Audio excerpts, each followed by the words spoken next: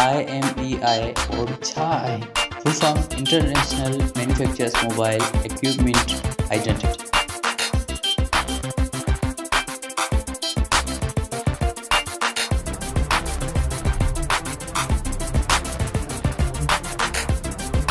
अस्सलाम वालेकुम दोस्तों, आउं आहियां महबूब मौजो ऐं अॼु हिन वीडियो में असां ॻाल्हाईंदासीं IMEI कोड बाबति। IMEI हर मोबाइल जो हिकु अहिड़ो कोड हूंदो आहे जेको फ़क़ति उन ई मोबाइल जे लाइ मख़सूसु हूंदो आहे ऐं उन ई मोबाइल इक्विपमेंट या पुर्ज़े जी शनाख़त जो ज़रियो हूंदो आहे।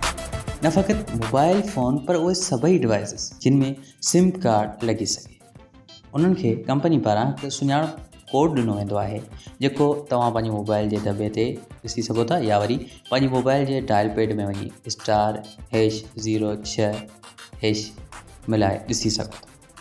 जेकॾहिं मोबाइल कंपनी जा सिग्नल्स कंहिं बि मोबाइल खे मिलनि था त हू ॿिनि शयुनि खे ज़रूरु ॾिसे थो।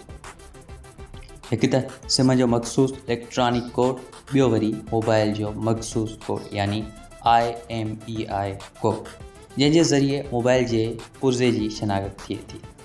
जेकॾहिं ॿिन्ही मां को बि हिकु कोड शनाख़त क़ाबिल न हूंदो आहे त मोबाइल फ़ोन खे सर्विस न मिली सघे थी।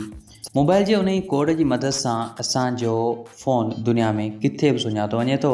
जेकॾहिं उहा मोबाइल फ़ोन चोरी थी वञे त उन ई कोड जी मदद सां ई असां पंहिंजी मोबाइल जी लोकेशन खे मालूम करे सघूं था ऐं जेकॾहिं मोबाइल फ़ोन वापसि मिलण जो आसरो न हुजे त उन ई खे उन ई कोड जी मदद सां ब्लॉक बि कराए सघूं था, जंहिंजे लाइ अमीं पंहिंजे मोबाइल जे दॿे सूदो PTA जे क़रीबी मर्कज़ ते वञो, पुलिस स्टेशन ते वञो ऐं उन ई कोड वारो मोबाइल बंदि या ट्रेस कराए सघो था।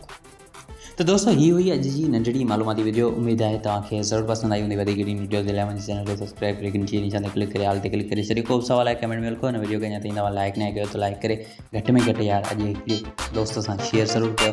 अमला तो तव्हां सां अॻी वीडियो में तेसीं ताईं इजाज़त। अल्लाह हाफ़िज़, गुड बाय।